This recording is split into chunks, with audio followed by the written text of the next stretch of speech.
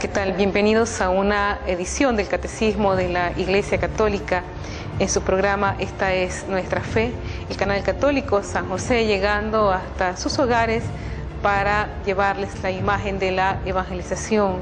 Y en este contenido del Catecismo de la Iglesia Católica, un encuentro más para profundizar sobre la fe cristiana y la importancia que ésta tiene para la vida de la sociedad y para la vida de la familia. Y es que esta es intrínsecamente una misión de la Iglesia, llegar hasta sus hogares. Y la sociedad necesita también ser redimida, ser salvada, pero sobre todo de esta célula básica que es la familia. Y es en esta el deseo y la importancia que tendrá pues la familia en un momento privilegiado, como un espacio privilegiado para la transmisión de la fe cristiana. Ciertamente que podemos hablar en negativo todas aquellas situaciones, obstáculos y dificultades que nos apremian y que también dificultan la transmisión de la fe, y también los antivalores que hoy por hoy perjudican bastante a la sociedad. También los pecados, los sentimientos de la envidia, la falta de solidaridad y la falta de fraternidad que van trayendo consecuencias funestas a la vida social, a la vida de una nación. Y en esta preocupación, pues también la Iglesia arraiga y hace recordar el deber fundamental de los padres hacia los hijos, como es la transmisión de la fe. En esto vamos a tratar de recordar un poco o traer a la memoria la lectura de San Pablo a Timoteo, que nos dice: pues evoco el recuerdo de la fe sincera que tú tienes, fe que arraigó primero en tu abuela Loida y en tu madre Eunice, y sé que también ha arraigado en ti. Segunda de Timoteo 1:5. Este es o será el texto base para la catequesis de hoy, en la cual vamos a titular La familia y la transmisión de la fe. Aquí vemos en este pequeño versículo cómo intervienen algunas personas, como la mamá o la abuela, en el arraigo de la fe a Timoteo, y que San Pablo lo valora de esa manera, que llegó a ser pues Timoteo un gran apóstol, un gran discípulo. En este versículo pues de la segunda carta de San Pablo a Timoteo se encuentra como una breve síntesis de la cuestión de la transmisión de la fe en la familia. San Pablo lo valora de esa manera. Timoteo, hijo de una mujer judía creyente, Eunice, y de padre griego. Hechos 16:1, que Pablo conoció en Listra, y esto es parte de la evangelización. Qué bonito cuando se llega pues a evangelizar la familia y la fe queda arraigada en esa familia y se va transmitiendo de padres a hijos, de abuelos hacia los padres. Y de esta manera pues se hacen herederos de una fe profunda, y en esto es válido recordar las tradiciones de antaño, las tradiciones en la cual la familia era también portadora de la fe, transmisora de la fe cristiana. Era como una especie de una escuela de evangelización en el hogar, empezando desde los momentos de las comidas en que los padres o los abuelos aprovechaban para transmitir la fe cristiana, o aquellas costumbres piadosas que van arraigándose en los sentimientos y en el corazón de los hijos y de los jóvenes, y que nos van quedando pues en la inteligencia a través de la fe. La expresión fe sincera se utiliza en primera de Timoteo 1 junto a estas otras dos: un corazón limpio y una conciencia recta. Estas son las consecuencias pues de la fe, de la transmisión de la fe, y en este caso se nos habla también de la conciencia recta, que tiene que ver un poco pues con la parte moral. De una u otra manera también se van inculcando esos valores, y es que la base de la formación de una persona humana está en la transmisión de los valores. Muchas veces se les deja al cuidado absoluto de la escuela, y olvidamos que también la familia constituye ese espacio privilegiado para transmitir los valores.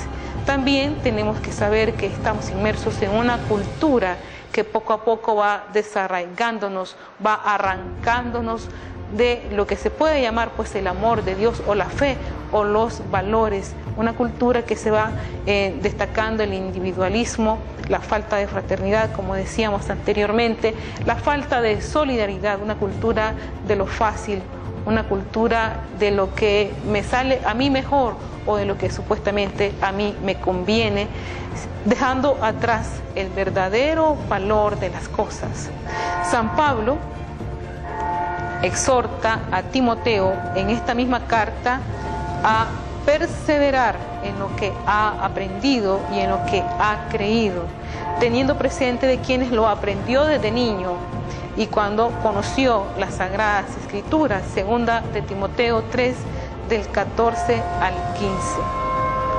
Denomina de modo significativo a Timoteo, hijo querido y verdadero hijo en la fe, primera de Timoteo 1:1, ya que ha sido generado a la fe por Pablo, que le ha conferido el bautismo y no dejará de animarle a combatir el buen combate de la fe. Primera de Timoteo 6:12, como buen soldado de Cristo Jesús, como atleta que corre hacia la meta. Segunda de Timoteo 2, versos 3-5. Estos breves apuntes pues, de estos textos pueden resultarnos útiles como introducción a este tema que deseamos abordar, como es precisamente la familia y la transmisión de la fe.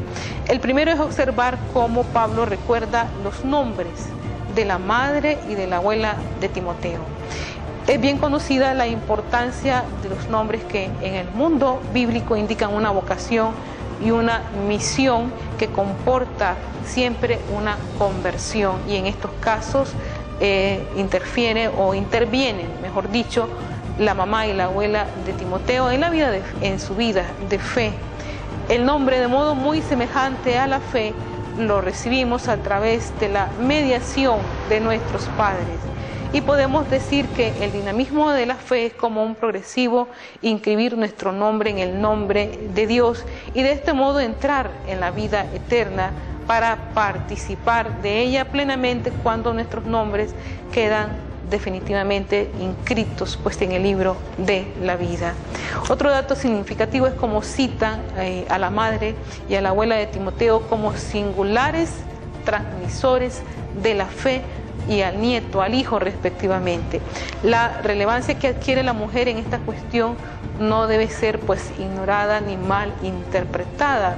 Y en este aspecto, en la familia, la mujer que queda en casa muchas veces ocupada en los quehaceres domésticos, será ella la principal protagonista en la transmisión de la fe de los hijos. Y si no está la mamá, pues consecuentemente está la abuela. La misión específica de la mujer en la transmisión de la fe brota de su particular vivencia de la misma. La dinámica de la fe se ajusta profundamente a la manera de ser mujer. Destacar esta originalidad de la mujer no supone pues en absoluto alguna discriminación, sino poner de relieve la diferencia entre el varón y la mujer, manteniendo siempre la convicción de la transmisión de la fe en común en la familia. Y en este aspecto el Papa Francisco ha animado a las mujeres a transmitir la fe. En esto se refiere este video que veremos a continuación en la audiencia del 3 de abril del 2013. Podemos decir felicidades a todas las mujeres y madres por esta gran misión de la trasmissione della fe cristiana. Le prime testimoni della resurrezione sono le donne, e questo è bello, e questo è un po' la missione delle donne, delle mamme, delle donne, dare testimonio ai suoi figli, ai suoi nipotini che Gesù è il vivente, è il risorto. Mamme, donne, avanti con questa testimonianza. Bien, decir que la mujer es la primera educadora en la fe de sus hijos es reconocer y reclamar la importancia pues del don de la maternidad en la transmisión. No existe ninguna relación humana de mayor inmediatez de la que se da durante la gestación en esta relación de madre-hijo y una relación tan íntima desde el momento de la gestación. La experiencia de la fe de la madre empieza a transmitirse al hijo ya en el seno materno. La ternura, el amor y sobre todo la madurez de la maternidad se va transmitiendo en la conciencia del hijo. Por otro lado, es indudable la decisiva importancia también que hoy ejercen los abuelos en una sociedad donde también vamos muy apurados. Muchas veces la mujer joven, madre, está muy ocupada, también puede ser que esté en alguna profesión fuera de casa ejerciendo algún trabajo. Entonces, sin embargo, ahí está el papel insustituible de la abuela. Y en este aspecto, su generosidad y encomiable dedicación suponen una inestimable ayuda para los papás. Y la madurez y experiencia de su fe también es un referente imprescindible en este proceso de la transmisión de la fe cristiana. Bien, pero ¿qué es lo que transmiten los abuelos? ¿Qué dan los abuelos en la familia, en la sociedad? Y en este aspecto hay que destacar su importancia, hay que volver a recordar un poco las tradiciones, un poco el catecismo y sentarse con los nietos a hablarles sobre la fe cristiana. Como recordó el Papa Benedicto XVI en Valencia, son memoria y riqueza de la familia con su perspectiva del tiempo y pues ante la cercanía de la muerte. Sin embargo, no en un sentido natural o fatalista, sino en un sentido de madurez y de experiencia para poderlo transmitir a los nietos, a los adolescentes sobre todo. El Papa afirmó: la familia comprende no solamente de padres a hijos, sino también a los abuelos y antepasados. La familia se nos muestra así pues como una comunidad de generaciones que garantiza un patrimonio de tradiciones. Cuántas costumbres se conservan en una familia particular, no hablando simplemente de una sociedad, en una región, en una ciudad. También hay que hablar de costumbres propias de la familia, aquellas costumbres que se conservan de los abuelos hacia los padres. Pensar por generaciones es, por tanto, imprescindible para poder entrar en este dinamismo de la comunicación de la fe. Y es bonito cómo podemos recordar, por ejemplo, aquellos principios o aquellos valores que preservaron la familia o los abuelos, esos valores de carácter, esos principios que movieron a aunar a la familia en el amor. Una generación no puede limitarse a transmitir pues en la posteridad solamente los bienes materiales, sino principalmente un patrimonio afectivo, moral y religioso adecuado. El proceso de la transmisión de la fe necesita de la colaboración de una cadena de eslabones sucesivos de testigos. Es bonito recordar, por ejemplo, que el abuelo o la abuela asistían a misa los domingos o les gustaba ir a misa los días jueves. Entonces ya eso se transmite a los nietos. Ese es un valor que va inculcándose en el corazón y va arraigando también una vida de fe. ¿Y de qué manera vivieron los abuelos o de qué manera viven los abuelos? La transmisión de la fe en la familia a las nuevas generaciones ha sido uno de los temas que se ha abordado en diferentes foros eclesiales, y en esto pues la Diócesis de Roma en su convención eclesial en el 2005 abordó este tema de la transmisión de la fe en la familia, y también en el 5º Encuentro Mundial de la Familia celebrado en Valencia en 2006 lo tomó como tema central de reflexión del encuentro. Así pues que en la actualidad hay una urgencia sobre este tema que se puede enunciar de una manera sencilla. En tiempos no demasiado lejanos de la fe, se transmitía de una generación a otra con cierta naturalidad. Hoy en día, en cambio, la transmisión generacional de la fe está en peligro o se ha interrumpido. Y además, no en algunas familias aisladas, sino en muchas. Esta transmisión ha puesto en evidencia como un círculo perverso que ha debilitado a la familia como cauce de esa celebración, ha contribuido también al debilitamiento de la fe, y al mismo tiempo una fe debilitada y mal vivida ha acelerado y acentuado la crisis de la familia. Y esto podemos notarlo muy bien. No es fácil irse largo para poder saber que hemos quitado el crucifijo de cabecera de las camas para poner en su lugar un paisaje, o hemos sustituido el rosario en la familia por la televisión. Se han cambiado los libros religiosos por revistas, o de una u otra manera pues se ha arrinconado la moral católica para dar paso a otros antivalores que perjudican y que han desunido pues a la familia. Por eso se puede decir que en la familia, sin Cristo, si no está Cristo, la familia pues se tambalea. Y en esto ya estamos identificando algunas dificultades que debilitan la transmisión de la fe cristiana. Pero ¿qué tipo de dificultades? Ese tipo de dificultades está relacionado con la cultura en la cual estamos viviendo. Ciertamente que en este aspecto la familia debe consolidar la unidad y sobre todo identificar aquellas referencias culturales que pueden perjudicarla o dañarla, y que tenemos que estar atentos para eso. La gran mayoría están de acuerdo, los estudiosos están de acuerdo en este aspecto, en que la fe no puede ser objeto solamente, dice, de transmisión. Se trata de caer en la cuenta de que la fe no se transmite de una forma automática como unas cualidades hereditarias o cómo se contagia alguna enfermedad, ni tampoco se transmite como una mera información de vagos conocimientos.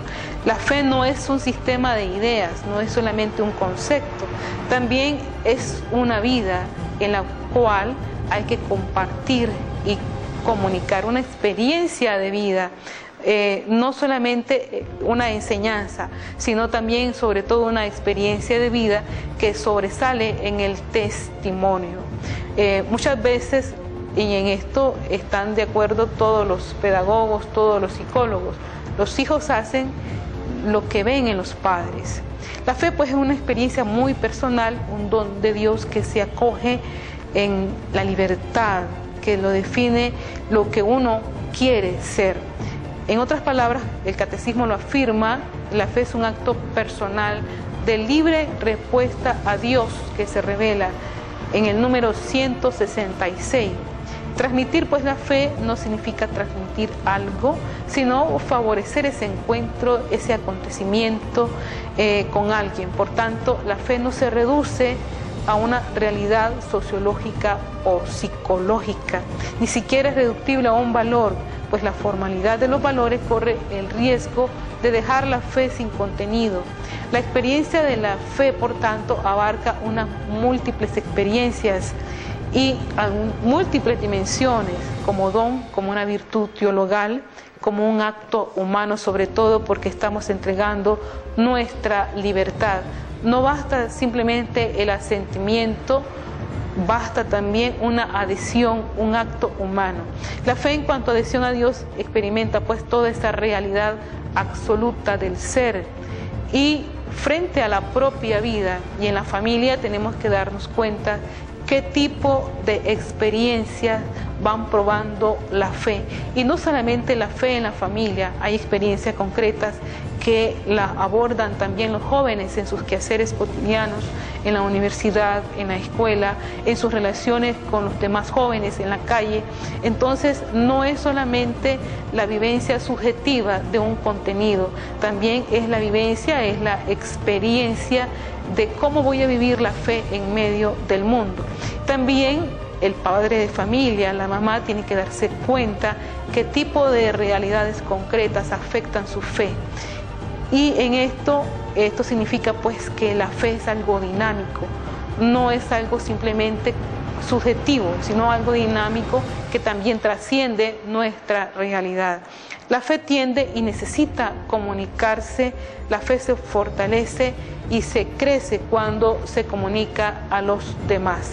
Los cauces habituales para colaborar al surgimiento y crecimiento de la fe en las nuevas generaciones son básicamente la familia cristiana y la cultura cristianizada.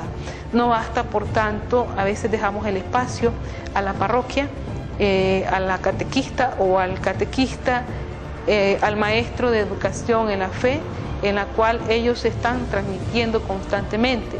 Pero esto dura 2 horas, 5 horas en el día, que tiene 24 horas. Quedarán 20 horas el hijo, el joven, el adolescente, al margen de espacios diferentes, la calle, el parque, la casa.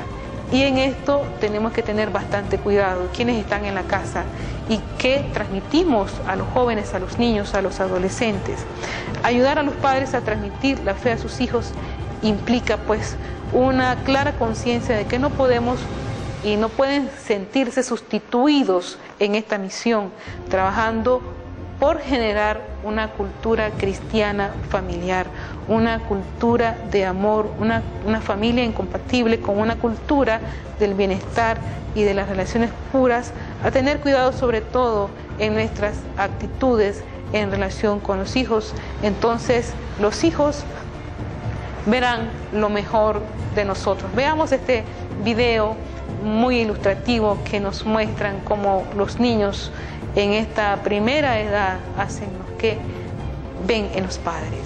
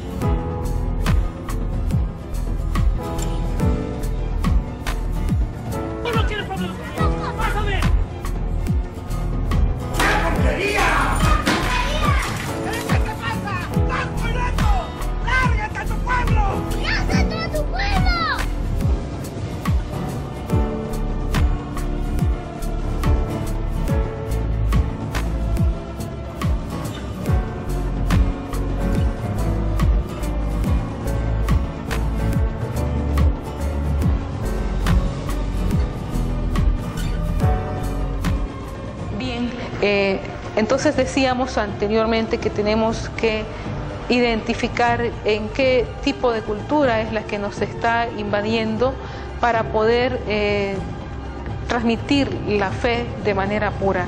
Vivimos inmersos en una cultura que exalta sobre todo la libertad del individuo concebido como un sujeto autónomo, libre, como si él solo hiciera y se bastara a sí mismo, al margen de las relaciones con los demás y ajeno a las responsabilidades solidarias, falta de sensibilidad, simplemente preocupándose por sí mismo, por estar bien. Este es el tipo de cultura que estamos viviendo, un estilo de vida individualista que ha debilitado la cohesión familiar desde un punto de vista material, principalmente como consecuencia de los horarios de trabajo.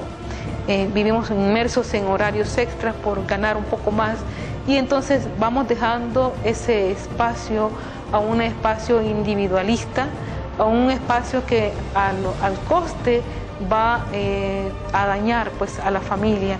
Ello ha provocado una convivencia menos intensa, con menos tiempo para estar juntos, para hablar, para realizar una vida en común. El individualismo enfría el amor y debilita la vida familiar porque conduce sin darnos cuenta a vivir centrados en nosotros mismos, colocando nuestros propios deseos como un único horizonte de la realidad. Y esta es la cultura que viene llevando el joven y los niños sobre todo. El narcisismo se convierte en esa incapacidad para centrarse en el otro, para centrarse en Dios, sumergiéndonos en una incapacidad para encontrarnos con los demás.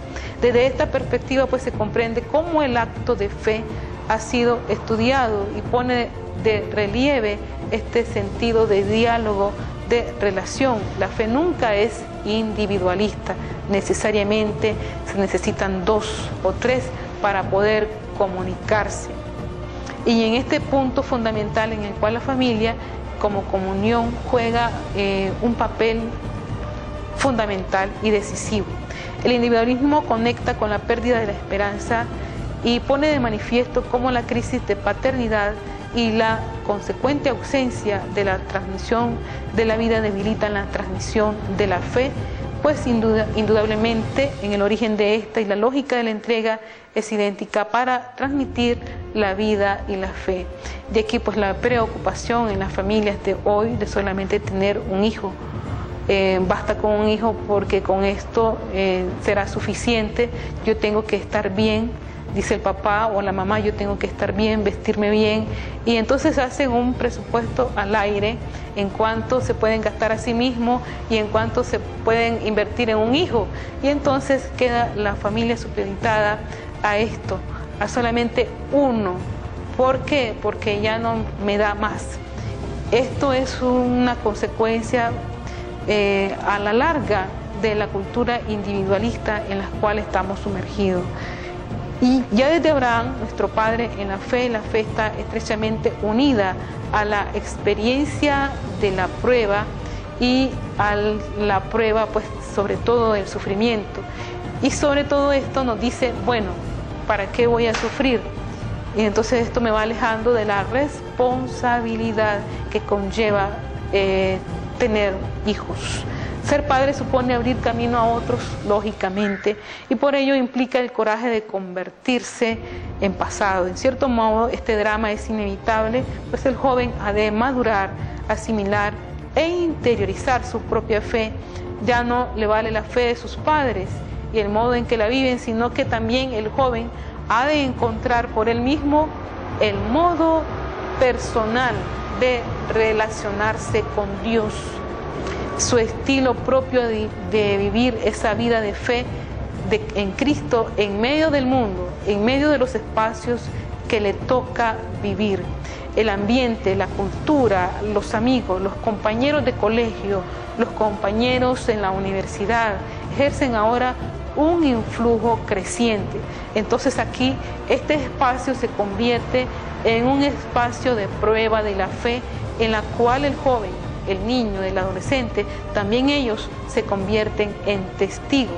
No es momento pues de asustarse o de inhibirse, sino de afrontar con coraje y fortaleza el desafío de que se nos presenta. De qué manera pueden ellos asimilar lo que ellos han conocido, lo que ellos saben de la fe en medio de esta cultura. Y en esta cultura ellos también se convierten en luz y sal para otros amigos, para otros jóvenes y en estos espacios, en estos ambientes. Del libro del Génesis. Dios tentó a Abraham y le dijo: Abraham, Abraham, toma a tu hijo, a tu único, al que amas, a Isaac, y vete al país de Moria y ofrécelo allí en holocausto en uno de los montes el que yo te diga. Tomó Abraham la leña del holocausto, la cargó sobre su hijo Isaac, tomó en su mano el fuego y el cuchillo y se fueron los dos juntos. Dijo Isaac a su padre Abraham: Padre, aquí está el fuego y la leña, pero ¿dónde está el cordero para el holocausto? Dios proveerá el cordero para el holocausto, hijo mío. Llegados al lugar que le había dicho Dios, Construyó allí Abraham el altar, luego ató a Isaac su hijo y le puso sobre el ara encima de la leña. Alargó Abraham la mano y tomó el cuchillo para inmolar a su hijo. Entonces le llamó el ángel de Yahvé desde los cielos diciendo: Abraham, Abraham, no alargues tu mano contra el niño, que ahora ya sé que tú eres temeroso de Dios. Levantó Abraham los ojos, miró y vio un carnero trabado en un zarzal por los cuernos. Abraham llamó a aquel lugar Fe, de donde se dice hoy en día: en el monte Yahvé provee. Palabra de Dios.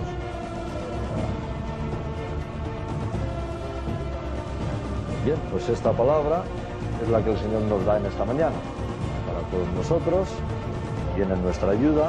Entonces, si alguno, aterrizado a su historia, ve que el Señor a través de esta palabra le dice alguna cosa, lo puede poner en común. Adelante. Pues a mí la lectura lo que me ha ayudado es que cuando Abraham sube al monte para sacrificar a Isaac, Abraham, al hacer la voluntad de Dios, tiene que matar a su hijo, ¿no? Tiene que entrar en ese sufrimiento.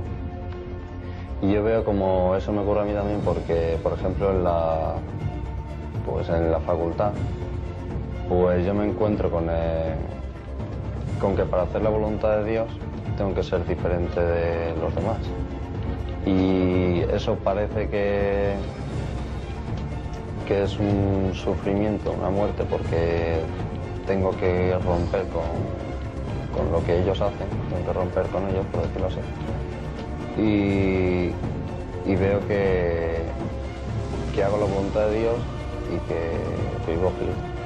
También en el noviazgo pues veo que por hacer la voluntad de Dios parece que tengo que sufrir más o que me tengo que esforzar más o que tengo que, como Abraham, ¿no?, que tiene que matar a su hijo. Pero veo como yo hago la voluntad de Dios y llevo un noviazgo cristiano en castidad y respetándonos, y veo que estamos contentos. Veo que no es un sufrimiento, que no es entrar en una muerte, sino que entras en la voluntad de Dios y que el Señor te ayuda. Junto al individualismo que debilita notariamente la vida familiar, la extensión del relativismo también impide la generación y crecimiento de verdaderas certezas acerca del mundo y de Dios. También hay una crisis de verdad, una crisis de autenticidad. Habrá que encontrar la verdad de las cosas. La crisis de verdad tiene una doble dimensión. Por un lado, la desconfianza respecto a la posibilidad para el hombre de conocer la verdad de Dios y sobre las cosas divinas. Y por otro lado, pues las dudas que las ciencias modernas, naturales e históricas han suscitado respecto a los contenidos de la fe y a los orígenes del cristianismo. Y en esto viene la dictadura del relativismo, como le habrá llamado el Papa emérito Benedicto XVI.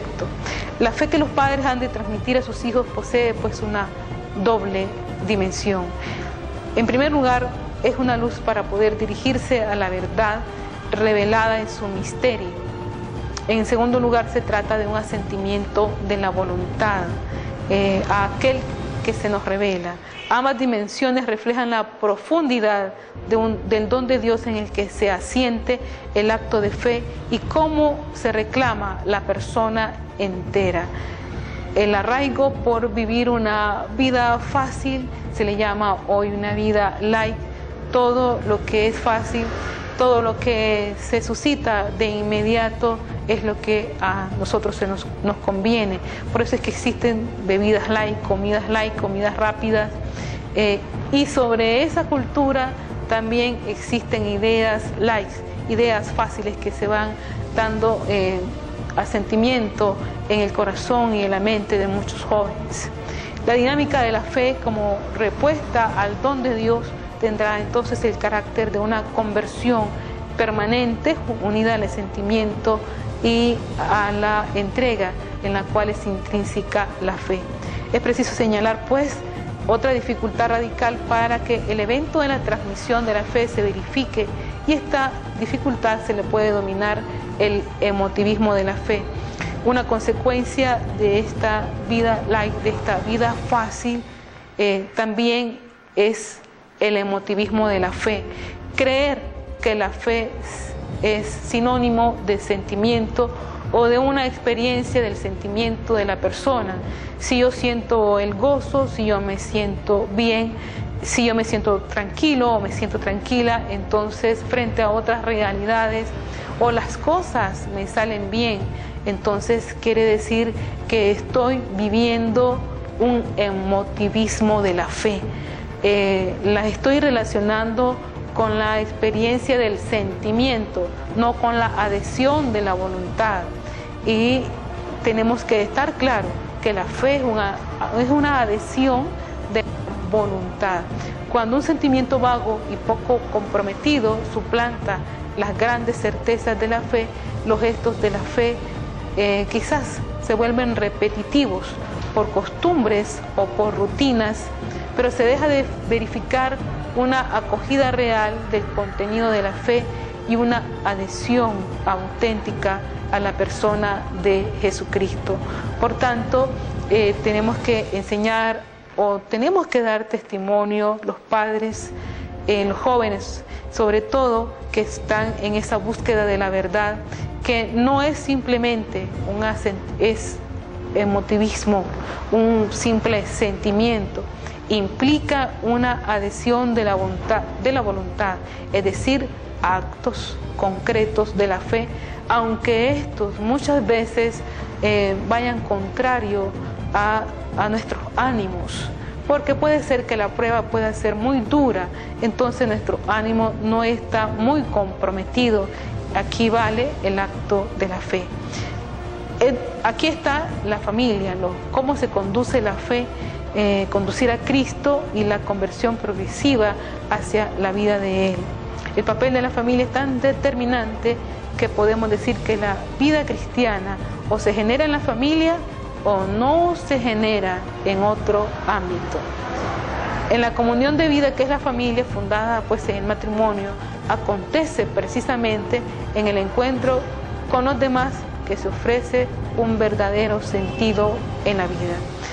Así pues, en la convivencia familiar, los padres, como en la misma familia, no podemos estar achacando a otros las responsabilidades. Es en el seno familiar donde se gesta la fe, aprendiendo a vivir las virtudes cristianas que se van perfilando poco a poco en la propia voluntad, en la propia personalidad.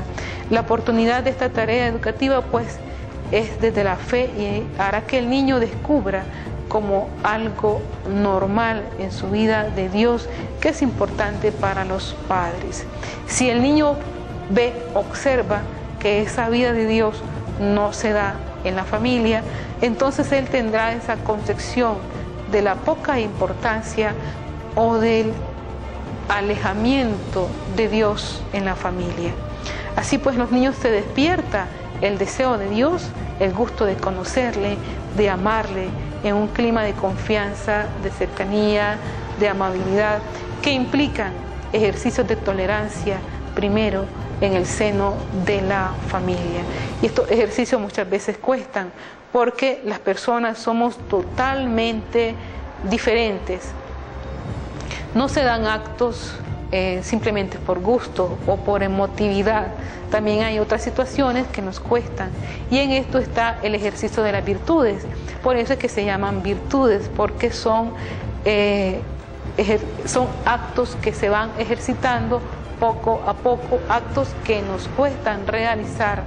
Y entonces en esto cae el ejercicio también de la caridad. Los padres pues son los primeros testigos de la fe ante sus hijos. Los términos testimonio, testigo, indican a aquel que está como tercero. Los padres, como testigos privilegiados del amor de Dios, han de poner en relación a Dios con sus hijos, que constituye la mayor riqueza del mundo. Son ellos los primeros.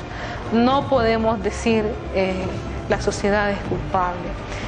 Ahora, hoy por hoy, algunos medios de comunicación ponen el acierto o el desacierto de la cultura o de la sociedad, y muchas veces quieren inculpar a la religión o a la iglesia de todos los males, y eso no es así.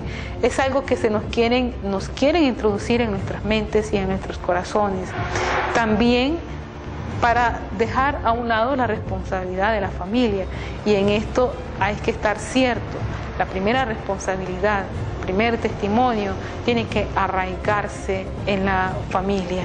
Luego esto va concibiéndose en una experiencia real, en dimensiones auténticas, en los ambientes que nos toca vivir.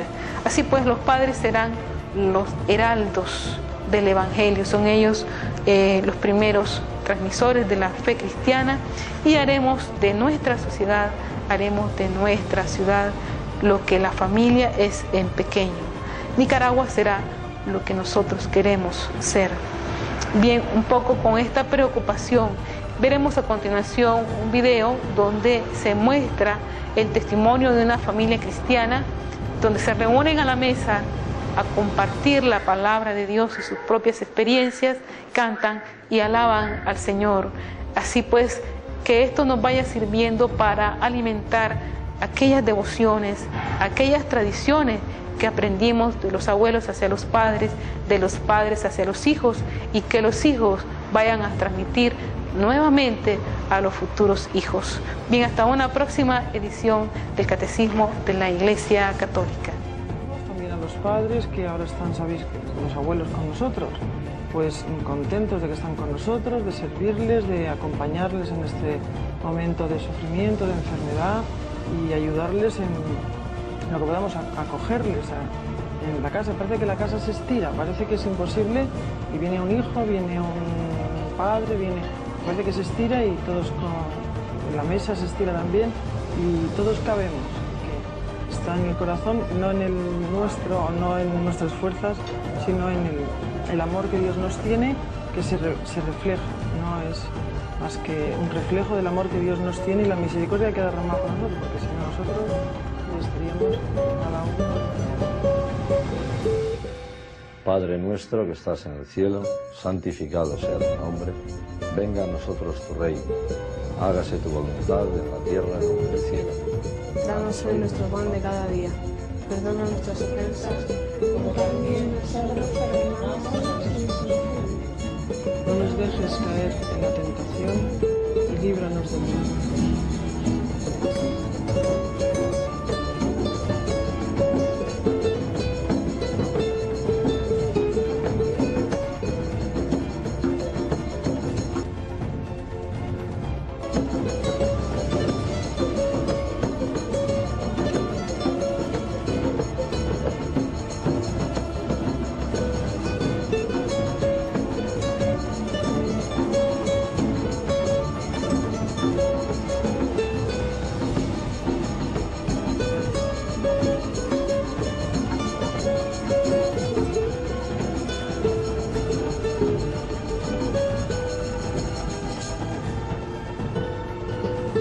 Bendecimos, Señor Dios Santo, Rey Eterno, por tu amor y tu misericordia, por la bendición que nos concedes. Te suplicamos, Señor, que en este día de descanso.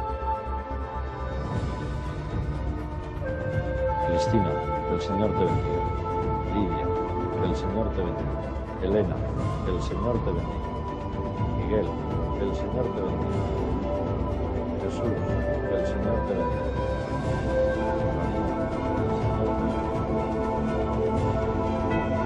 Santiago, que el Señor te bendiga. Clara, que el Señor te bendiga. David, que el Señor te bendiga. Isabel, que el Señor te bendiga. María, que el Señor te bendiga. Padre, que el Señor te bendiga. Juan, que el Señor te bendiga. Jorge, que el Señor te bendiga. Pedro, que el Señor te bendiga. Francisco, que el Señor te bendiga. Pasan los días, pasan los años, la realidad es preocupante lo que sucede en la humanidad. gente quiere sacar a Cristo de la ciudad, de las escuelas, de las familias, por mencionar. Los enemigos de Cristo para trabajar se infiltran en política para gobernar. Toman los medios de comunicación, donde promueven vicios y degeneración. Y mientras todo este mal sucede, muchos sentados pasivos van colaborando al cumplimiento de su plan. ¿Dónde están los laicos que quieran transformar las realidades temporales, donde Cristo pueda reinar en los corazones y en nuestra sociedad, que necesita de valores, humanismo, solidaridad?